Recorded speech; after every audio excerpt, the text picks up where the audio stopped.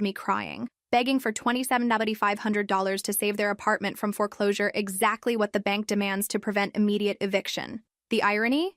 That's just 15% of what I invested in the house they promised me 6 years ago, before secretly transferring the deed to my older brother, while I paid the mortgage believing I was investing in my future. I didn't scream, I didn't break down. I just took a deep breath, looked at the magnificent California sunset through the window of my custom trailer, and said, "I'm sorry, but you'll have to reap what you've sown." Then I hung up. Where are you watching from today? Drop your location in the comments below and hit that like and subscribe button if you've ever felt betrayed by someone you trusted completely. You'll definitely want to stick around for what happened next. Growing up in a middle-class family in Ohio, I learned early that my older brother, Lucas, was the priority. 2 years older than me, Lucas was always treated like the prodigy child. While he got private tutoring to improve his grades, I worked 2 jobs to pay for my college. When I broke my arm at 16, my parents canceled my birthday party to buy Lucas a new guitar. "You understand, right? He needs to feel special," my mom would say, as I swallowed back tears. Still, I remained loyal. I completed my degree in digital marketing, landed a stable corporate job at a renowned advertising agency, and when my parents faced financial problems at 28, I was the first to offer help. They were about to lose the family home due to accumulated debts, mostly to finance my brother's multiple failed courses and ventures. He was 30 by then. "We're drowning, Amanda," my father admitted one evening, his voice breaking. "The bank is threatening foreclosure." I immediately offered to help. That's who I was, the responsible one, the fixer. Do you know someone like that? The person who's always available to help family, no matter what? That was me. The solution seemed perfect. My parents proposed that I take over the mortgage payments, and in exchange, the house would be transferred to my name once paid off. "It's an investment in your future," my father stated, showing preliminary documents detailing our agreement. "You've always been the responsible one." I believed him. I trusted them completely. For 6 years, I sent $1,850 every month to cover the mortgage. My salary as a digital marketing manager allowed me to do this, though with significant sacrifices. I turned down promotions that would require relocation and lived in a modest apartment to save money. Whenever I asked to verify the legal status of the house, my parents always deflected. "The papers are with the lawyer," or "Trusting family is more important than paperwork." Amanda. Once, I signed documents my father assured were just formalities for refinancing, but which, as I would later discover, were part of the scheme to transfer the property. Meanwhile, Lucas, then 32, continued living in the house with my parents without contributing financially, pursuing his dream of becoming a famous musician. He frequently traveled with his band for small regional tours, sometimes staying away for weeks. On birthdays and holidays when I visited the house. My future house, I noticed small renovations and improvements. "We're adding value to your investment," my mother smiled. I believed I was finally getting recognition. I never questioned them. Not once. My colleagues couldn't understand why I lived so frugally while earning a good salary. They didn't know about the $1,950 leaving my account every month, money I believed was securing my future. "You could afford a much nicer place," my friend Sophia would tell me. "I'm investing in something better," I'd reply confidently. If only I had known what that investment really was. During those 6 years, I calculated exactly how much I put into that house. $133,200 in mortgage payments, plus $17,800 for repairs and improvements I had financed. A total of $151,000 savings that should have secured my future. Little did I know that future was being stolen from me. One signed document at a time. The truth came to light unexpectedly. During a surprise Sunday visit, I found the house empty except for Lucas, who was sleeping after returning from a 3-month tour. On the kitchen table, papers were scattered, documents he'd clearly been reviewing before falling asleep on the couch. My heart stopped when I recognized the bank's logo. It was a second mortgage requested 3 months earlier for $85,000. The initial shock turned to nausea when I saw the name on the deed. Lucas Martin. Not Amanda Martin. Lucas. With trembling hands, I photographed every document. I discovered the house had never been transferred to my name as promised. In fact, 2 years after our agreement, when I had already invested more than $44,000, my parents secretly transferred the property to Lucas, using documents they had me sign under false pretenses. I was still paying the original mortgage, believing I was investing in my future. Even more shocking, the second mortgage had been used to finance a recording studio for Lucas's band in the house's basement and to cover my parents' growing debts. Approximately $40,000 of the $85,000 had gone directly to the studio equipment and soundproofing, with the remainder covering credit card debts and other expenses they'd accumulated. "What the hell?" I whispered, hand over my mouth to prevent myself from screaming. My fingers felt numb as I continued taking photos of every incriminating page. The dates, signatures, notary stamps, all evidence of a calculated betrayal spanning years. I heard Lucas stirring in the living room. Quickly, I rearranged the papers exactly as I'd found them and slipped out the back door. In my car, I finally broke down. 6 years of sacrifices, of believing I was building something for myself, shattered in minutes. Tears streamed down my face as I drove away, my vision so blurred I had to pull over. I immediately called my best friend, Sophia. I drove to her apartment in a state of shock, the digital copies of the documents weighing on my phone like lead. "Amanda, this isn't just a betrayal. It's literally fraud," Sophia said after examining the photos. "They took your money for 6 years, over $130,000, while deceiving you. You need to confront them and possibly seek legal counsel." It was the first time someone validated my indignation, instead of telling me to understand their side or keep family peace. Sophia not only acknowledged the injustice, but showed me my reaction wasn't exaggerated. "What if I just stop paying?" I asked, the idea emerging like a thread of hope amid the chaos. "Honestly, the house is legally theirs. If you stop paying, they'll bear the consequences," Sophia responded, her eyes reflecting the same indignation I felt.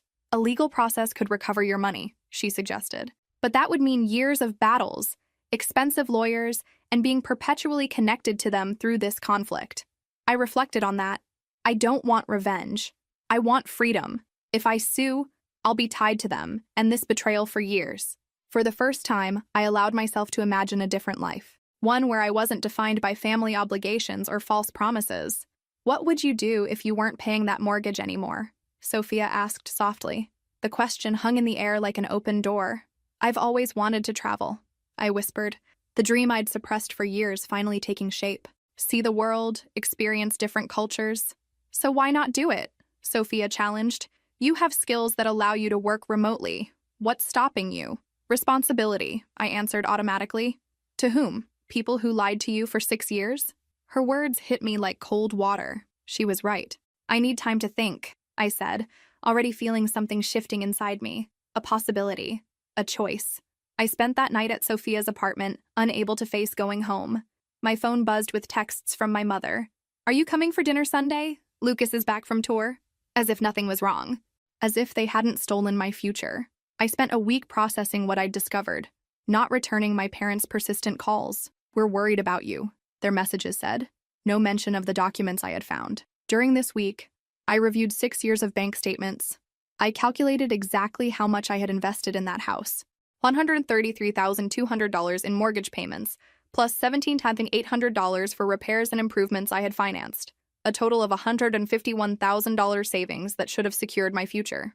While organizing these numbers, an idea began to take shape. For years, I had dreamed of traveling, seeing the world, experiencing other cultures. At the agency where I worked, my digital marketing specialty put me in a privileged position. They had offered me a position with remote work flexibility 3 times, and 3 times I had declined due to my responsibility with the house. I started researching mobile living options, digital nomad communities, travel bloggers. My digital marketing experience could be an advantage if I decided to create my own blog. A life that once seemed impossible began to materialize as a real option. I consulted with an attorney, bringing copies of all the documents I had photographed, including the preliminary agreement we had drafted 6 years ago. His assessment was sobering. "You have a case for fraudulent misrepresentation," he explained, "but litigation would be expensive and time-consuming. Even with a favorable judgment, collecting could take years if they don't have liquid assets." "What about the house itself?" I asked. "It's been legally transferred to your brother. We could challenge that, but if he's taken out a second mortgage, it complicates matters significantly." The more we discussed legal options, the more trapped I felt. Even if I won, I'd be tethered to this betrayal for years financially, emotionally, and practically. Meanwhile, my parents' calls became more frequent. Their voicemails shifted from concern to confusion to mild irritation. "Amanda, we haven't heard from you in days. Is everything okay? Your brother is asking about you. He says you came by but didn't stay. Amanda, this is getting ridiculous. Call us back." Not once did they mention the documents I had discovered or the betrayal they had orchestrated. I finally replied with a brief text. "I'm fine. Need some time. We'll call soon." That bought me the space I needed to make my plan. First, I approached my boss about the remote position they had offered previously. I've been reconsidering your offer, I said during our meeting. Is that remote position still available? His eyebrows shot up in surprise. The one you've turned down 3 times? What changed? Everything, I replied simply. Well, we'd still love to have you transition to remote work. Your performance has been exemplary, and frankly, we've been hoping you'd reconsider. Just like that, the first piece fell into place. Next, I contacted a financial advisor to understand how to best utilize my remaining savings. After paying the mortgage for so long, I had less than I should have, but still enough to make a significant change. If I wanted to invest in a quality trailer to live and work from, what would be my best options? I asked. She didn't even blink at the unusual question. Let's look at your finances and make a plan. By the end of the week, I had a clear financial strategy. Use part of my savings for a down payment on a quality trailer, sell most of my belongings to create additional capital, and maintain my full-time remote job while developing my travel blog on the side. I felt something I hadn't experienced in years. Excitement, possibility, hope. That Sunday, I finally answered my parents' call. We need to talk, I said firmly. Let's meet for lunch tomorrow. Is everything okay? My mother asked, concern tinged with something else, fear perhaps? We'll discuss everything tomorrow, I replied and hung up. Have you ever had that moment when you realize your entire life is about to change? Drop a comment below if you've experienced that mixture of terror and exhilaration. I chose a public restaurant for our meeting deliberately. In the 2 weeks between my discovery and our encounter, I had made decisions that would change my life. I formally requested the remote position at the agency. Which was still available, I planned to keep my job while developing my blog, ensuring financial stability during the transition. I sold almost all my belongings, keeping only the essentials. And most importantly, I used part of my savings and a recent bonus to make a down payment on a high-quality trailer and customized it to serve as a mobile home and office. My parents arrived at the restaurant looking worried. Lucas wasn't with them, which was a relief. Amanda, what's going on? We've been so worried, my mother began, reaching for my hand across the table. I pulled back slightly, maintaining a polite smile. I found some interesting documents at the house 2 weeks ago. The color drained from both their faces. What documents? My father stammered, though his expression made it clear he already knew. I placed my phone on the table, screen up, showing a photo of the deed with Lucas's name. These documents? And the second mortgage papers? And the transfer of ownership forms that I apparently signed. My mother's hand flew to her mouth. Amanda, we can explain. I'm sure you can, I interrupted calmly. You can explain how you promised me the house would be transferred to my name after I paid the mortgage, but instead secretly gave it to Lucas. You can explain how you had me sign papers under false pretenses. You can explain the $85,000 second mortgage for Lucas's recording studio. It wasn't just for the studio, my father protested weakly. We had other debts. That's not the point, I said, my voice steady despite the anger burning inside me. The point is that you lied to me for 6 years while taking over $150,000 of my money. They exchanged panicked glances. What are you going to do? My father finally asked, his voice barely above a whisper. I'm not going to sue you, if that's what you're worried about, I replied. Though I could, According to the lawyer I consulted, their eyes widened at the mention of a lawyer. What I am going to do is inform you that I won't be making any more mortgage payments. Starting next month, that's your responsibility again. But we can't afford it, my mother blurted out. You know we can't. Then you'll have to figure something out. Sell the house, perhaps. Or ask Lucas to contribute, since he's the legal owner now. Where will you live? My father demanded, as if trying to find a flaw in my plan. I smiled, feeling genuinely light for the first time in years. I've purchased a trailer.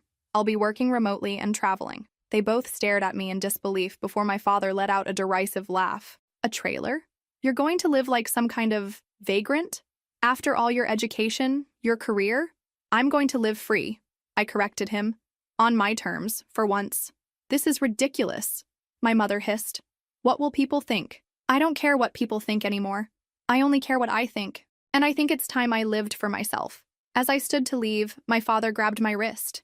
You'll regret this, Amanda. When you come crawling back, don't expect us to help you. I gently removed his hand.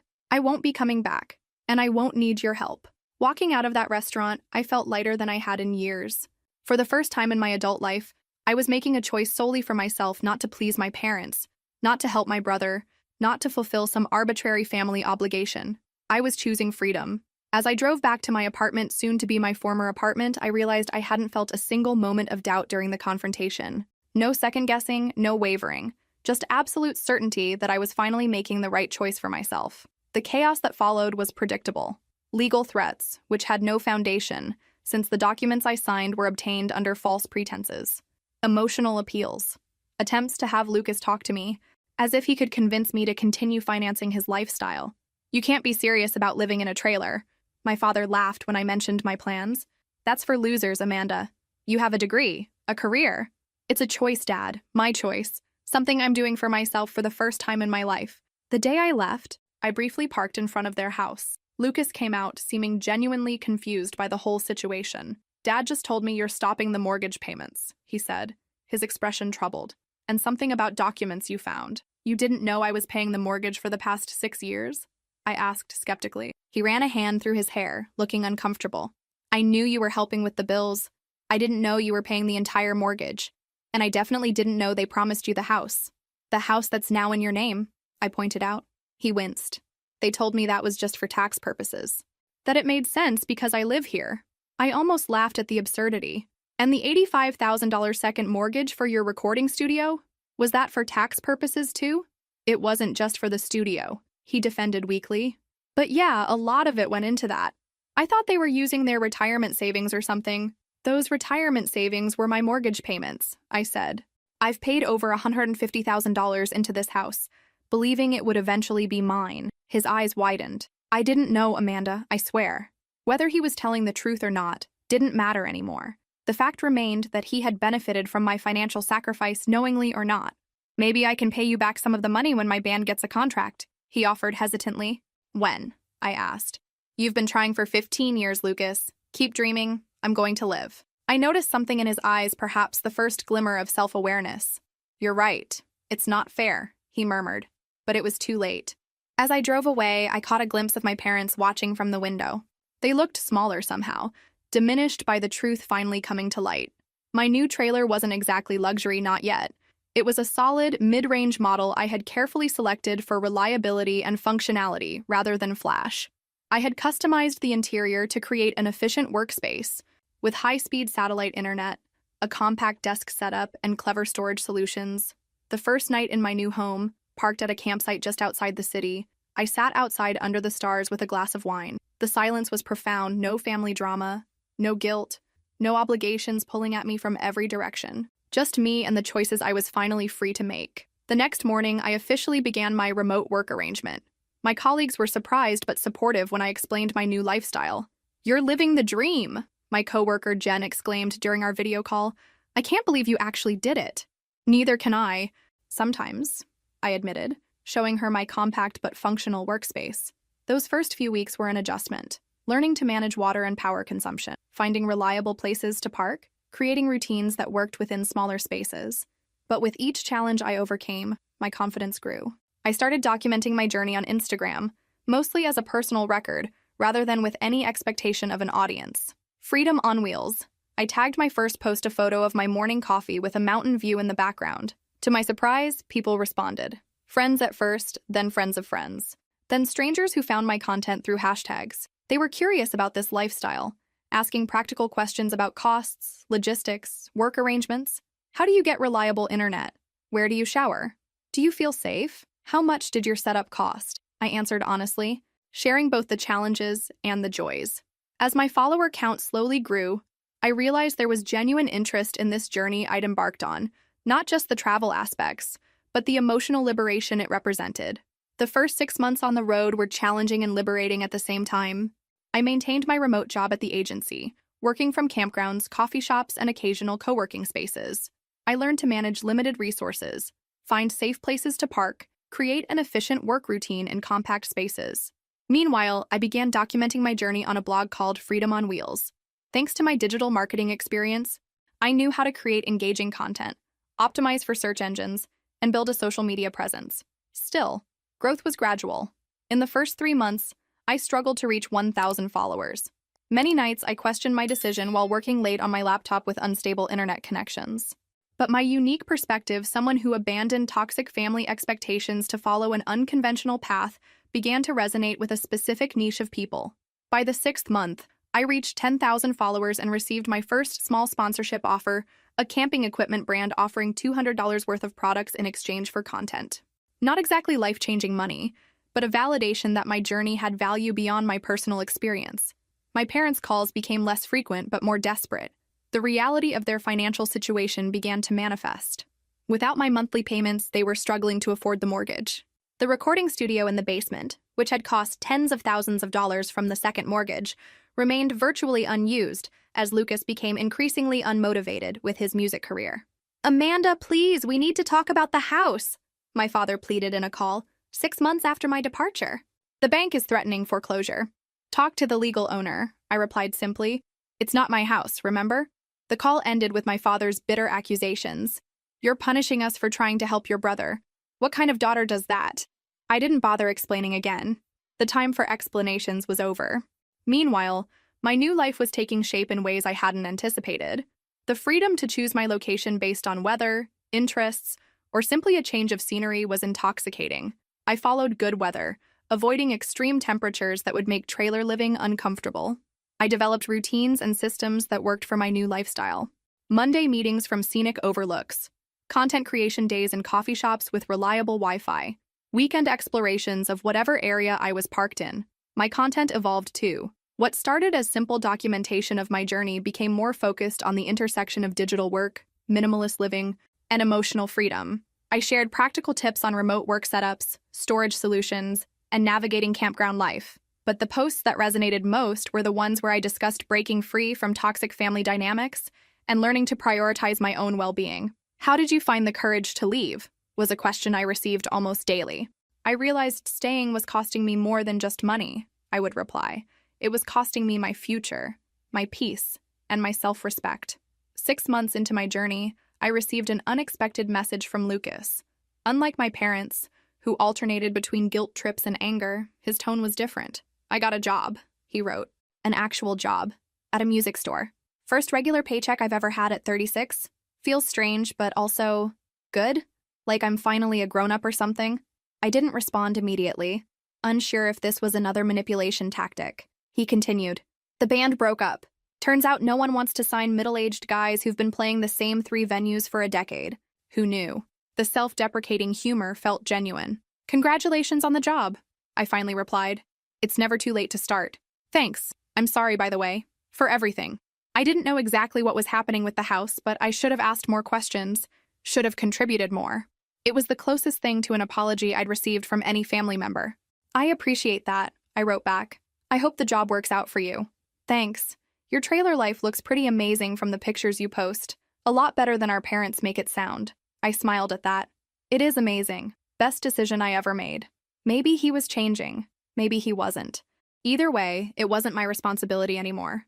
1 year after my departure, my blog had grown modestly but steadily. With 25,000 followers and a few regular small partnerships, I was earning enough from content creation to supplement my income from the agency job, though nowhere near enough to replace it entirely. Travel equipment companies and outdoor lifestyle brands occasionally reached out for partnerships, usually offering products or small fees in exchange for content. The work was constant content production, brand negotiations, social media management, but it was my work, built with my own hands. I started saving to eventually replace my initial trailer with a more comfortable model. Meanwhile, I received news that my parents and Lucas were facing imminent foreclosure on the house. The second mortgage, combined with the lack of my monthly payments, had made the situation unsustainable. The recording studio equipment, which had consumed much of the second mortgage, was being listed for sale to try to cover part of the debts. But it would likely sell for far less than they'd invested. I received a message from Lucas. "First time in my life I'm actually paying rent. Dad's furious that I'm not giving them more of my paycheck, but I told him I need to learn to stand on my own feet. Better late than never, right?" When I posted photos of my trailer parked on the California coast, overlooking the ocean, I received a bitter message from my mother. "Hope you're happy living like a homeless person while your family suffers." I responded with a single photo, me working on my laptop with a stunning view in the background and the caption, "Don't confuse choice with circumstance. I chose freedom. You chose lies." The contrast between our situations wasn't lost on my growing audience. As I shared more of my story, carefully anonymized to protect my family's privacy, comments poured in from people who had experienced similar family dynamics. "You inspired me to finally set boundaries with my toxic parents." I never thought I could leave my hometown, but your journey showed me it's possible. I've been supporting my brother financially for years. Your story made me realize I need to stop. The responsibility of being a voice for others who felt trapped weighed on me, but it also gave my journey greater purpose. This wasn't just about my freedom anymore, it was about showing others what was possible when you chose yourself. My blog evolved from simple travel documentation to a platform about financial independence, boundary setting, and creating an authentic life. I partnered with a financial advisor named Rachel to create content about recovering from financial abuse and rebuilding after family betrayal. These posts performed better than anything I'd created before.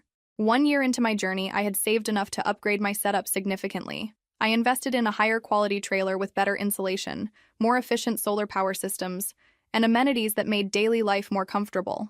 It wasn't the luxury model I dreamed of eventually owning, but it was a substantial improvement.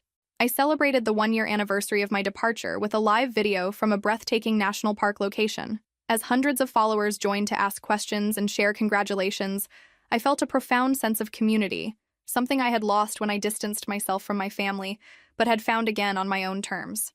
During that live stream, someone asked the question I'd been anticipating. Do you ever regret leaving?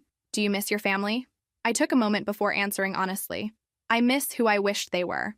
I miss the support and love I deserved but never consistently received. But do I regret choosing myself finally? Not for a single moment. The comment section flooded with heart emojis and supportive messages. After the stream ended, I sat outside my trailer watching the sunset, reflecting on how much had changed in just 1 year. From a woman who had spent her entire adult life trying to earn her family's approval, to someone who had built a new life completely on her own terms. What do you think will happen next in my journey? Drop your predictions in the comments below. 18 months after starting my journey, my blog had grown to 50,000 followers, a respectable number that reflected consistent effort rather than viral luck. The growth represented countless hours of content creation, engagement, and learning the business side of influencer marketing. I was still working my remote agency job, though I had reduced to part-time hours as my blog income gradually increased. It wasn't enough to fully support myself yet, but I was moving in that direction. With the combined income from both sources, I was able to maintain my lifestyle and continue saving. That's when I received an unexpected email from Lucas. Unlike my parents, who alternated between guilt and anger, he had shown gradual signs of change in the occasional messages we exchanged. I know you probably don't want to hear from me, but I need to say this. You were right. I never questioned where the money came from to maintain the house and finance my dreams. I accepted the easy path because it benefited me. Now I understand how much it cost you. We scheduled a video call. Lucas looked different, more mature, finally facing adult responsibilities. They're in trouble, he admitted. Dad lost his job when the company downsized and they're drowning in debt. The apartment we got after losing the house is about to be taken by the bank.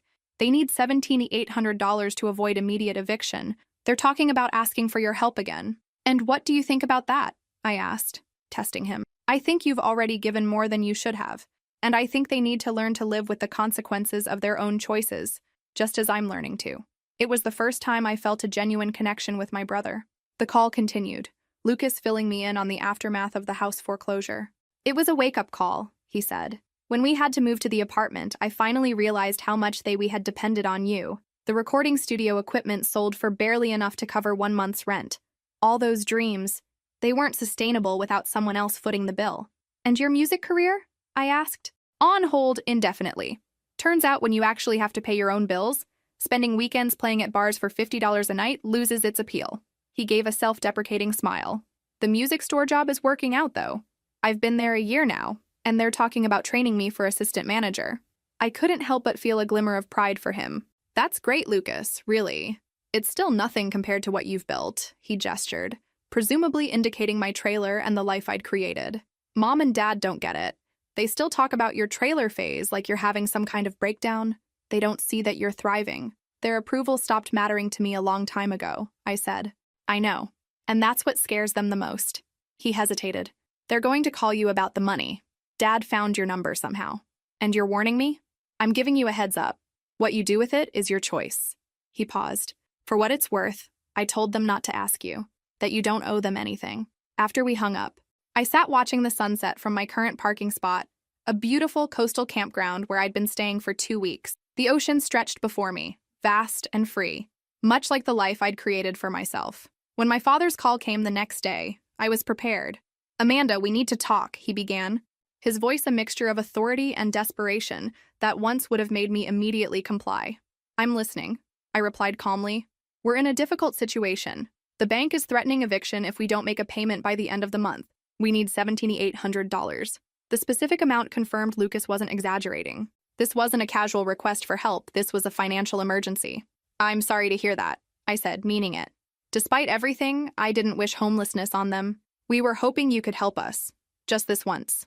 The last part was almost laughable, as if I hadn't been helping for 6 years. "I'm not in a position to give you that kind of money," I replied truthfully.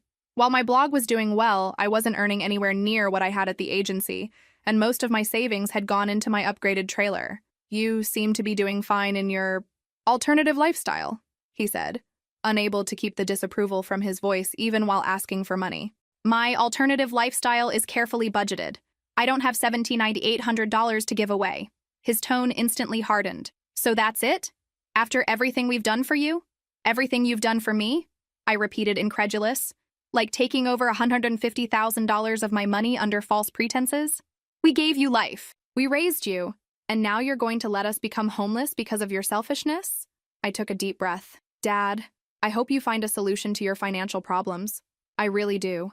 But it won't be coming from me." I hung up before he could respond. The call from my father was just the beginning. Over the next week, both my parents launched a full-scale emotional assault voicemails, texts, and even emails detailing their dire situation and reminding me of my obligation as a daughter. "We changed your diapers, and this is how you repay us?" my mother texted. "Your brother is trying to help, but he can't do it alone," my father wrote, conveniently omitting that Lucas had spent decades contributing nothing. I didn't respond to any of these messages. Not because I was trying to be cruel, but because I recognized the pattern. They weren't interested in reconciliation, they wanted money. They wanted to reestablish the dynamic where my resources were available for their use.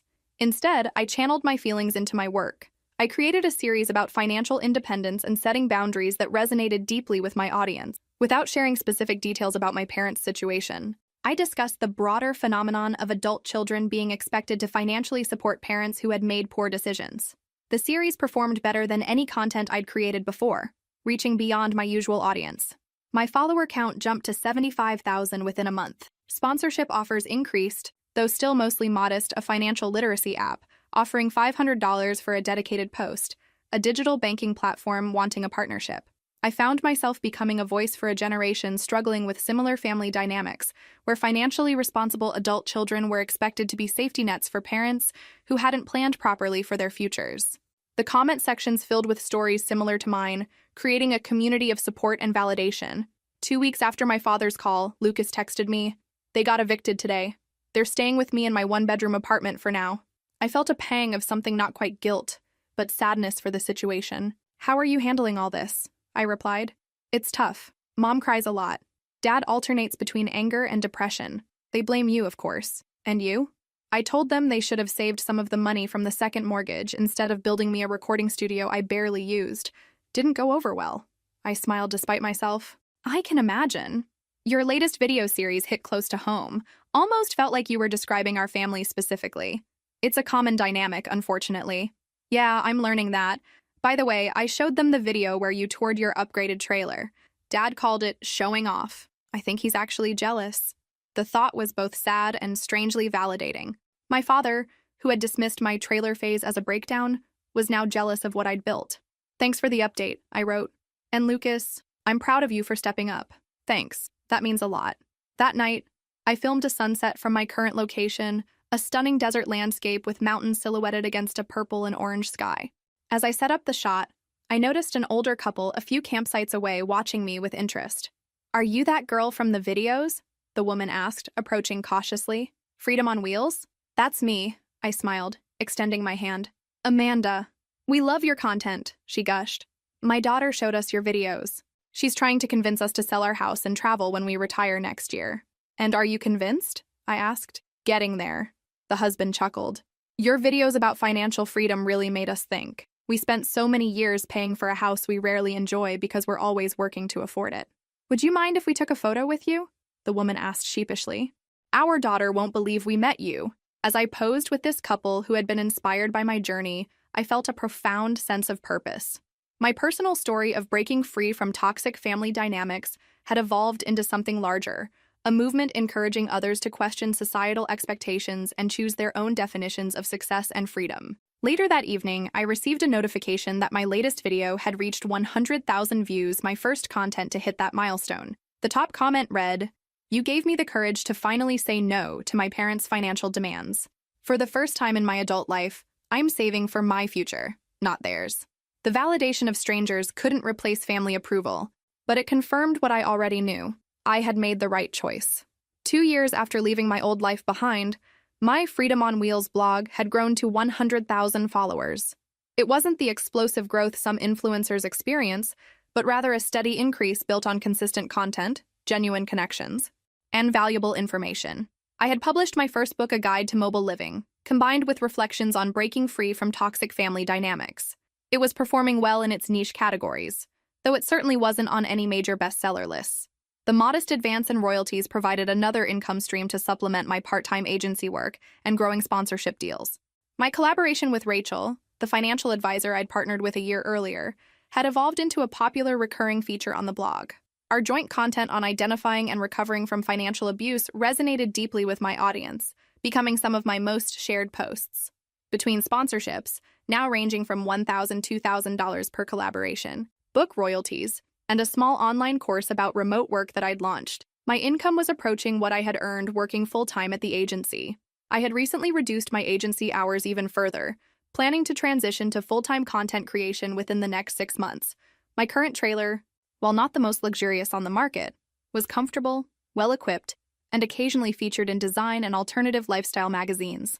I had invested in quality upgrades that made daily life easier, better solar power systems, improved connectivity options, clever storage solutions. The growth wasn't instantaneous, it was a steady progression based on hard work, smart marketing strategy, and authenticity. Each milestone was achieved with determination. 10,000 followers in the first 6 months, 25,000 by the end of the first year, 50,000 at 18 months, 100,000 now. My digital marketing training and professional experience gave me advantages many beginning content creators don't have. Recently, I had saved enough to plan my first international trip with a rented motorhome, a modest 2-week exploration of New Zealand's South Island, where I would create content and expand my audience internationally. My parents had settled into their new, smaller apartment.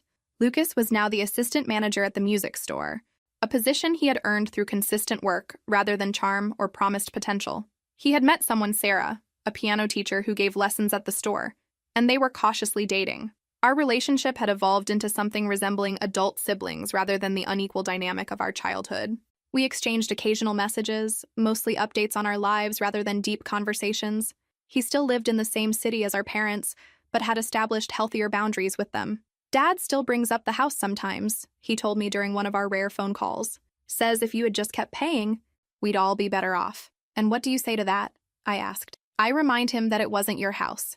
It was mine, technically, thanks to what you both did, and that I'm better off now than I was then, even if my apartment is smaller and I have to actually work for a living. I felt a surge of pride hearing those words. Lucas at 38 was finally becoming the person he could have been years ago if our parents hadn't enabled his perpetual adolescence.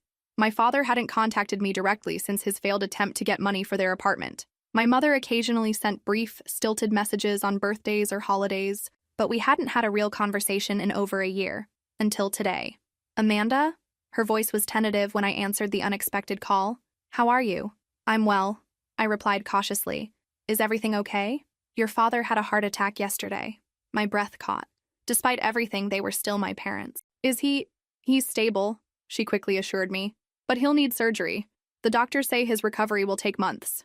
I waited, bracing myself for the inevitable request for money. "I'm not calling to ask for anything," she said, surprising me. "Lucas said I shouldn't. I just thought you should know." The lack of manipulation was so unexpected that I found myself momentarily speechless. "Thank you for telling me," I finally managed. "Please keep me updated on his condition." "I will." A pause.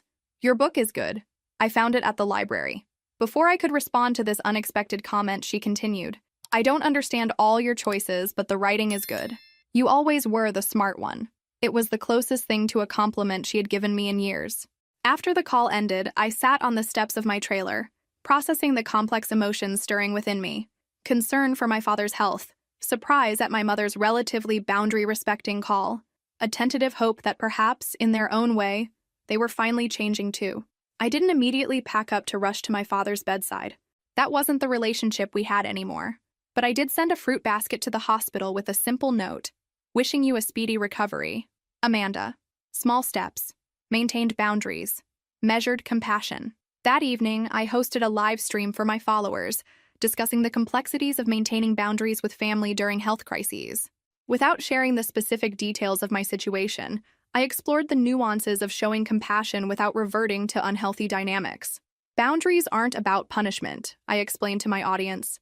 They're about protection. You can wish someone well without sacrificing your well-being. The comments section, filled with stories from followers navigating similar situations, adult children figuring out how to relate to parents who had hurt them deeply without completely severing ties or reverting to toxic patterns. In those stories, I found both validation and guidance. We were all figuring it out together, one careful step at a time. 2 years into my journey, I was no longer defined solely by what I had left behind, but by what I was building: a community, a career, a life aligned with my values. The freedom I had found wasn't just geographic, it was emotional. I had learned that sometimes the greatest act of self-love is simply walking away from relationships that consistently take more than they give, and that our greatest blessings often await on the other side of our greatest fear. My mother's voice cracked when she called again after 3 months of minimal contact. Your father's recovery is slower than expected. The doctor says he shouldn't be alone, but I need to work extra shifts to cover the medical bills. 3 years had passed since I discovered their betrayal. My blog now had over 150,000 followers, and I was working on my second book focusing on financial independence and boundary setting with family. My trailer had been upgraded again, not extravagant, but comfortable and well-designed, with custom features that made it perfect for my nomadic lifestyle. I had just returned from my first international trip, 2 weeks traveling through New Zealand in a rented motorhome, documenting breathtaking landscapes and connecting with followers from that country. The trip had been everything I'd dreamed of and more, validating every difficult decision that led me to this life. I'm sorry to hear about Dad's difficult recovery, I replied, meaning it. Despite everything, I didn't wish suffering on them. We're struggling, Amanda, she continued. Lucas is helping as much as he can, but with his wedding coming up, this was news to me. Lucas is getting married? To Sarah, the piano teacher. They got engaged last month, didn't he tell you? He hadn't, though we occasionally exchanged brief, polite messages. Our relationship had improved but remained distant, a mutual respect without the closeness of true siblings. We're not in regular contact, I explained simply. Well, he and Sarah are planning a small ceremony. He's trying to save for that while also helping us. He's been a real support, but he can't do everything. The old pattern emerged, the subtle implication that I should step up because Lucas was already doing his part. But something was different this time. My mother's voice lacked the entitled tone I'd grown accustomed to. She sounded tired. What kind of help are you looking for? I asked cautiously. I don't know, she admitted, which was itself a change from the usual specific monetary requests. The medical bills are overwhelming. My lifestyle isn't suitable for that, and frankly, we need more healing before spending that kind of time together would be healthy for any of us. I heard her quiet intake of breath disappointment, but no argument. But, I continued, I can help you research options. There are programs for seniors needing home care, and I can contribute something toward a part-time caregiver, not tens of thousands, but perhaps $300 a month for the next 6 months while Dad recovers. You'd do that? After everything? I'm not doing it to erase the past, I clarified. I'm offering because it's what I would do for anyone in your situation, the kind of help that maintains boundaries while acknowledging that we're still family in some way. After the call ended, I sat outside my trailer watching the Montana sunset, reflecting on how much had changed.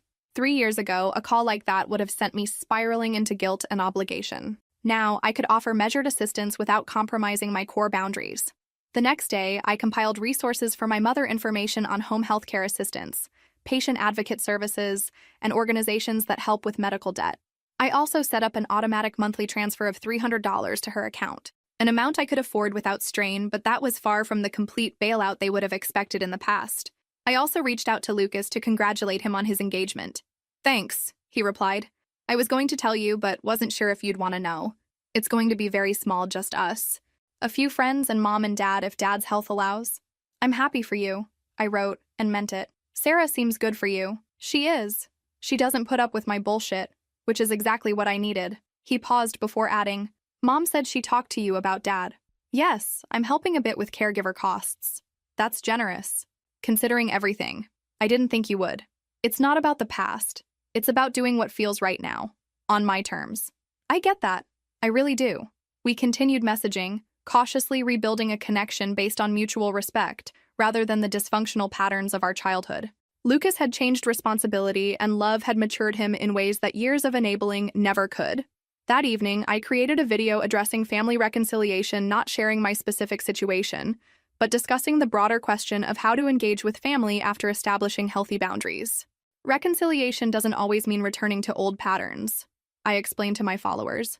Sometimes it means creating a new relationship entirely one based on who you are now, not who you were expected to be.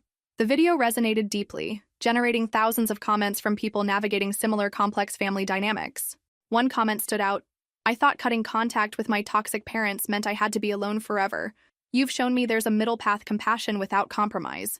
As I replied to comments, I realized how far I'd come from the desperate need for approval that had characterized my early adulthood.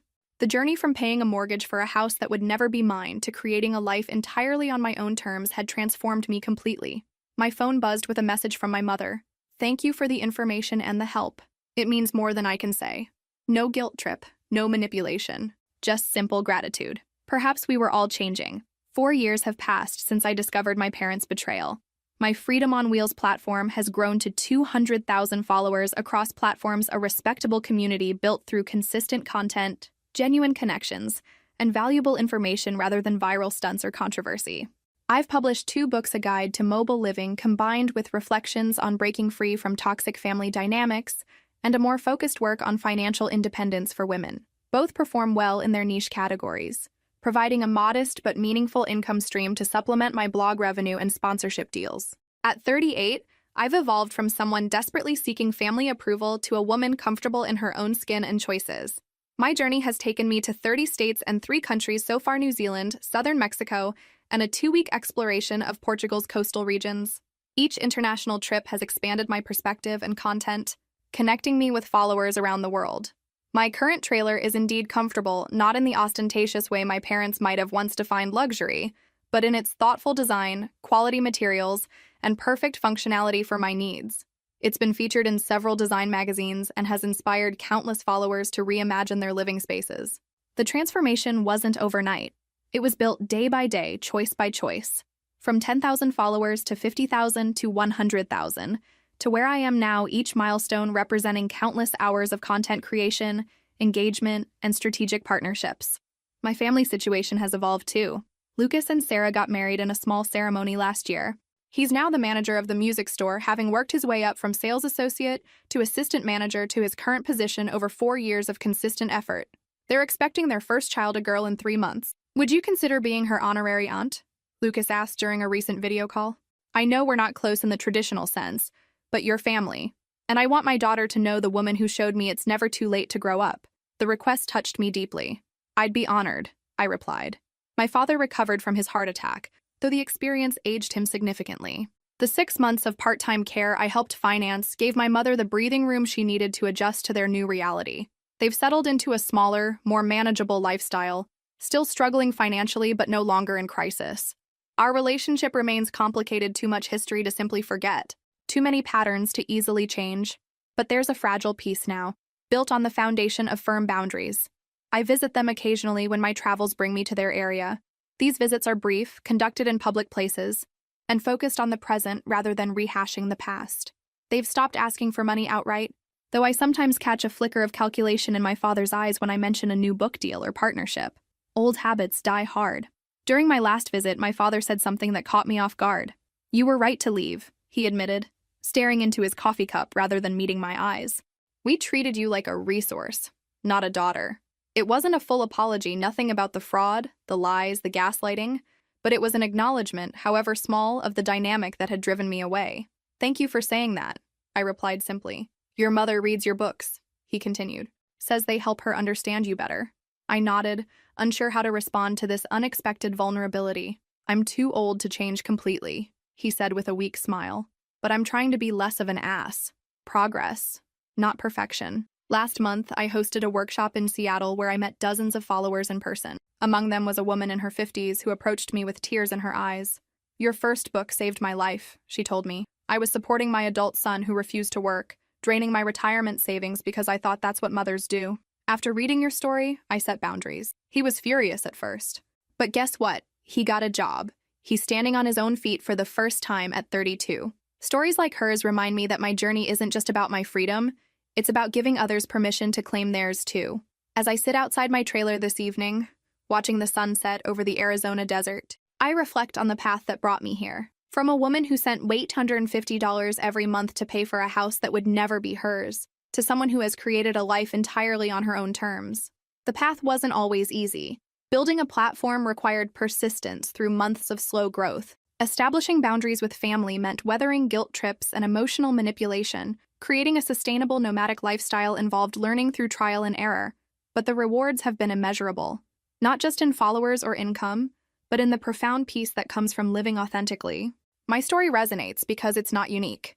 So many people feel trapped in situations they believe they can't escape: financial entanglements with family, careers chosen to please others, lives limited by others' expectations. If my journey has taught me anything, it's this. The key to freedom isn't necessarily found in dramatic confrontations or burning bridges. Sometimes it's simply in the quiet decision to stop participating in dynamics that diminish you, to walk away from tables where your worth is constantly questioned. My parents thought my decision to live in a trailer was the beginning of a downward spiral.